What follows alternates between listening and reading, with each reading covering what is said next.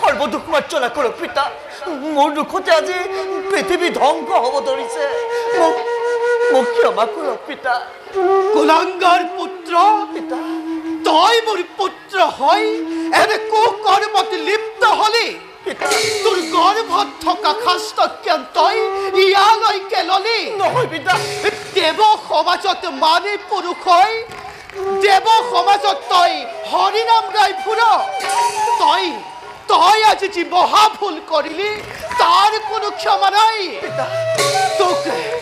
তোক মই আজি ব্ৰহ্মশাপ কৰিম প্ৰদান তোৰ তুতকীয়া গুণ মই চিৰ অধীনৰ কাৰণে বিলুপ্ত কৰিম আঁতৰি যা তই মোৰ সন্মুখৰ পৰা পিতা মই মোৰ দুখ স্বীকাৰ কৰিছো পিতা মই মোৰ দুখ স্বীকাৰ কৰিছো এইয়ে কৰ্মফল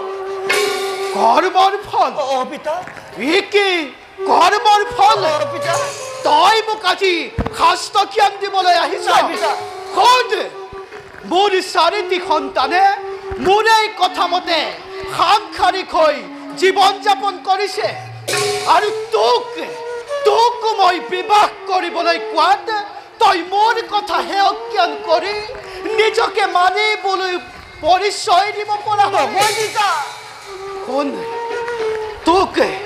তোক মই আজি অভিশাপ কৰিছো প্ৰদান তোৰ গৰ্ভস্থ সকলো শাস্ত জ্ঞান আজি হন্তে বিলুপ্ত হওক ৰাক্ষস কুলত জন্ম গ্ৰহণ কৰি সাংসাৰিক হৈ তিনি যুগলৈ তই মৰ্ত্যলৈ খহি পৰ পিতা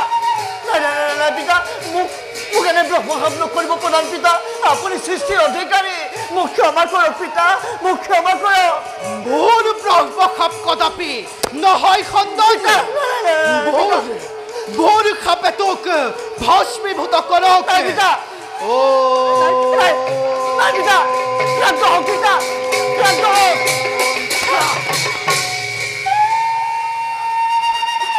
পিতা লক্ষ দুখত তাতক গুৰুতৰে শাস্তি কৰিলা প্ৰধান মোৰ ব্ৰহ্মশাপ কদাপি নহয় খণ্ডন যা আঁতৰি যা কুলাঙ্গাৰ পুত্ৰ তই মোৰ সন্মুখৰ পৰা পিতা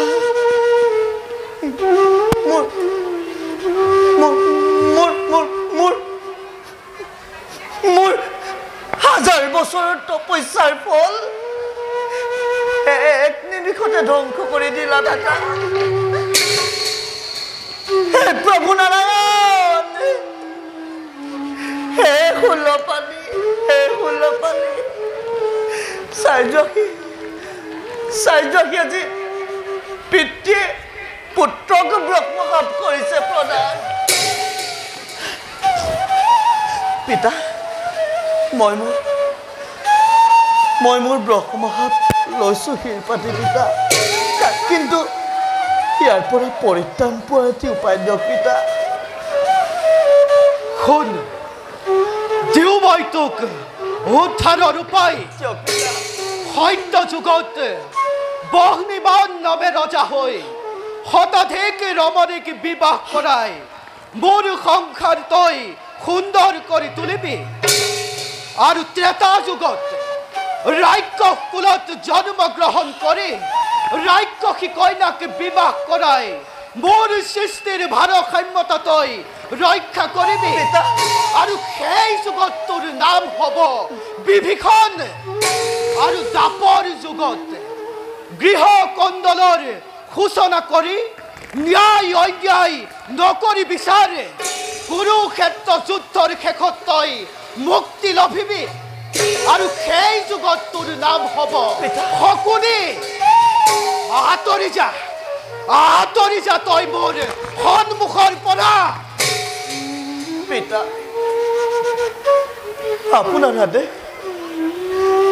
আপোনাৰ আদেশ মই নতশিৰে পালন কৰিম পিতা নতশিৰে পালন কৰিম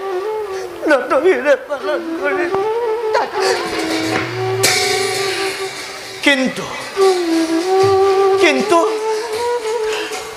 কিন্তু যোৱাৰ আগত পুত্ৰৰ ব্ৰহ্মহাত লোৱাহীন চিৰদিন তুমি মানৱ সমাজৰ অপূজ্য হৈ ৰবা। তোমাৰ নামত নাথাকিব কোনো মন্ত্ৰ উচ্চাৰণ।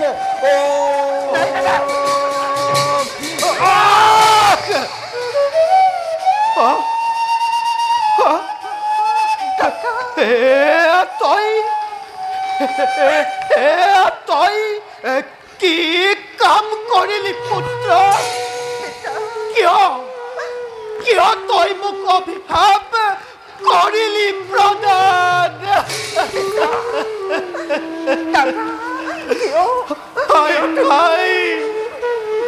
কৰ্ম দুখে ময়ো আজি অন্ধকাৰত ডুব গলো। পিতা দাদা কিয় পিতৃদেৱক ব্ৰহ্মহাত কৰিলা প্ৰদান?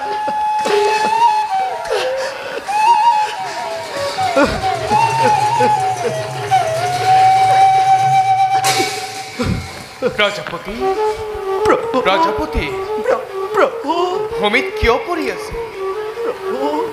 দেৱৰ্ষি, তোমাৰ বিন বাদ্য সকলো ভূমিত পৰি আছে কিয়?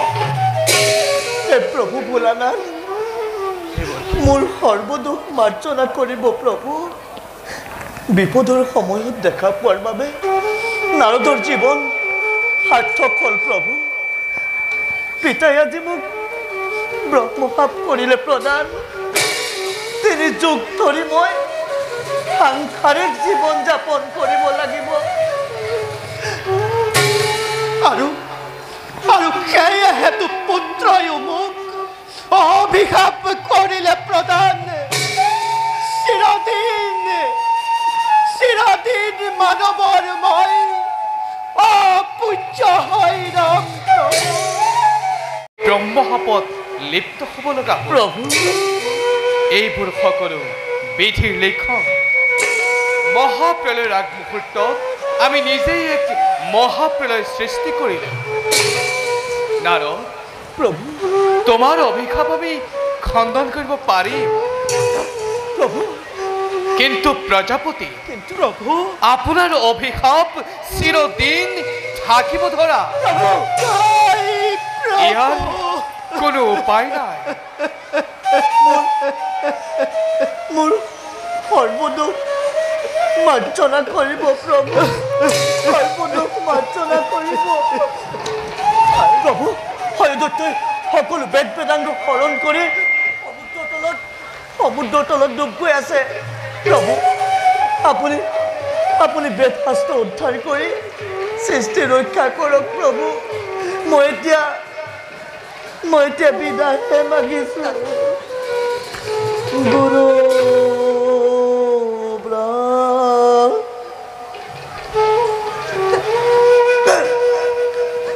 গুৰু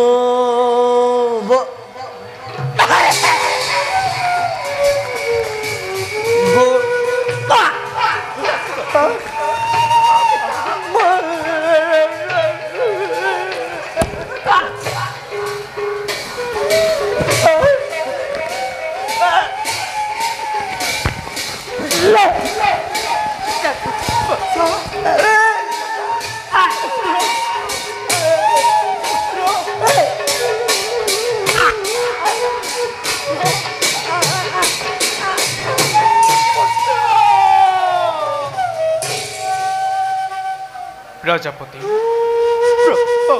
আমাৰ সকলো চেষ্টা বিফলে গ'ল। অসুৰে সকলো বেদ বেদান্ত হৰণ কৰিলে। মোক ক্ষমা কৰিব প্ৰভু। মই বৰ মহাপাতকী। আপোনাৰ বাক্য মই পালন কৰিব নোৱাৰিলোঁ প্ৰভু। মোক ক্ষমা কৰিব প্ৰভু, মোক ক্ষমা কৰিব। প্ৰজাপতি, প্ৰভু এইবোৰ সকলো ভাগ্যৰ লিখন। ভাগ্যৰ লিখন খণ্ডাব কোনেও নোৱাৰে।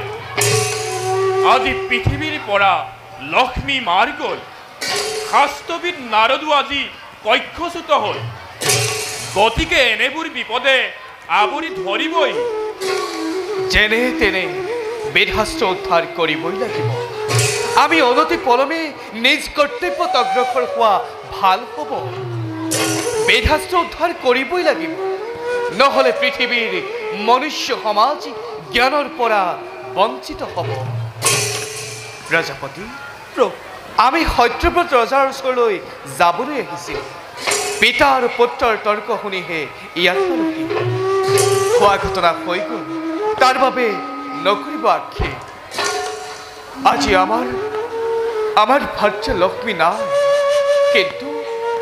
কিন্তু আমাৰ লগত আজি দেৱী সৰস্বতী আছে প্ৰভু মই অনুতপ্ত প্ৰভু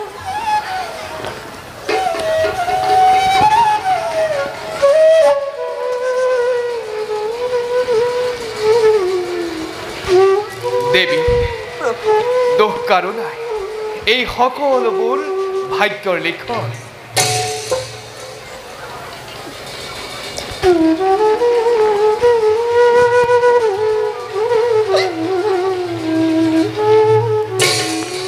প্ৰজাপতি প্ৰভু আমি এতিয়া বিদায়হে মাগিছো আপুনিও যাওক ইয়াৰ এক উপায় কৰককৈ